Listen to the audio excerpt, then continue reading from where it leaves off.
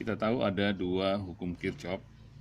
Yang pertama, jumlah arus masuk sama dengan jumlah arus keluar, atau sigma I masuk sama dengan sigma I keluar.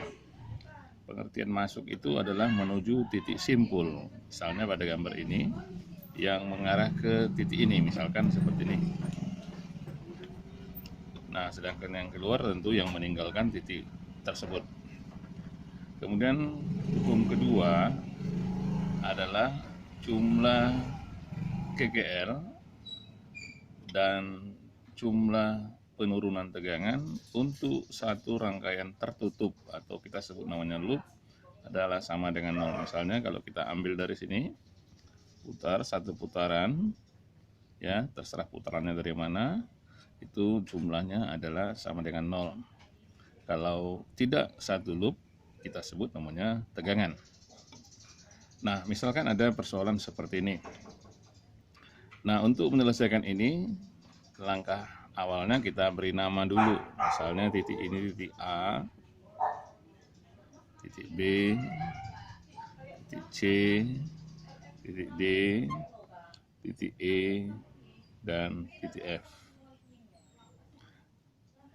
Nah, selanjutnya kita gunakan kedua hukum Kirchhoff tadi.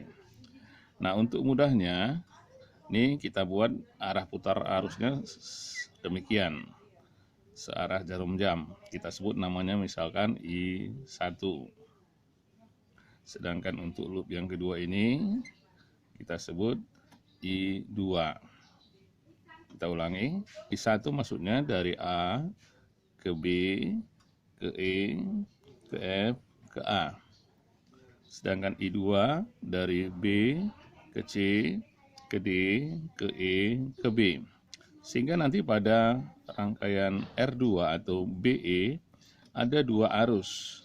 I1 arah ke bawah dari B ke E, sedangkan untuk yang kedua adalah dari E ke B, I2.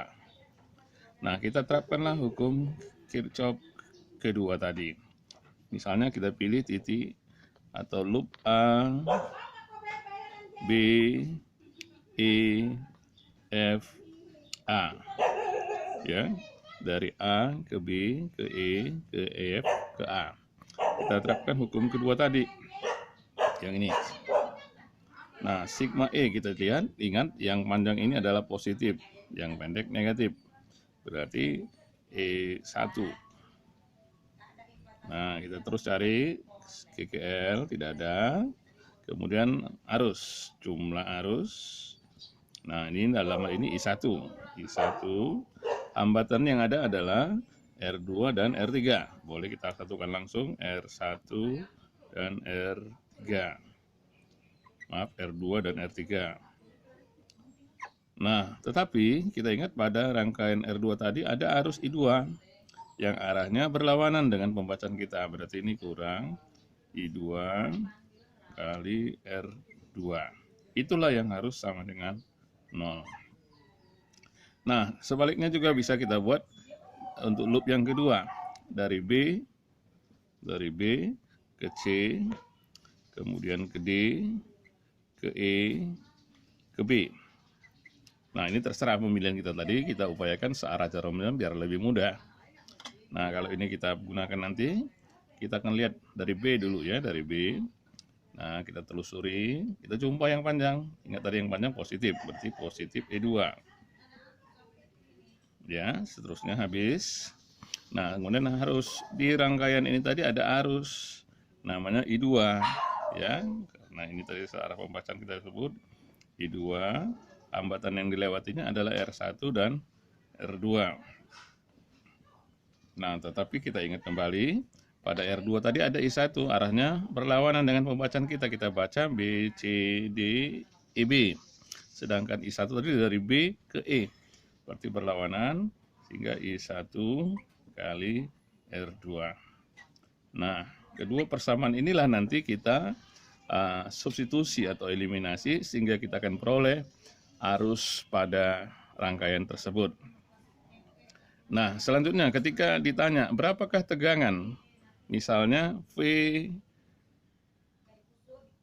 BD, PBD. Seperti ini. Ya, kita boleh pilih dari B ke D, terserah dengan rangkaian yang dari mana. Apakah dari B ke C ke D, atau dari B ke E ke D. Tentu kita pilih yang paling sederhana. Ya, kalau kita pilih dari B ke C ke D, berarti ingat di sini tadi ada arus I2. Ya, arus I2 berarti tinggal kita masukkan ke persamaan ini tadi. Jadi PBD tetap kita gunakan rumusnya jumlah GGR tambah jumlah penurunan tegangan antara titik B sampai ke titik D. Demikian mungkin sudah bisa digunakan nanti untuk pelatihannya.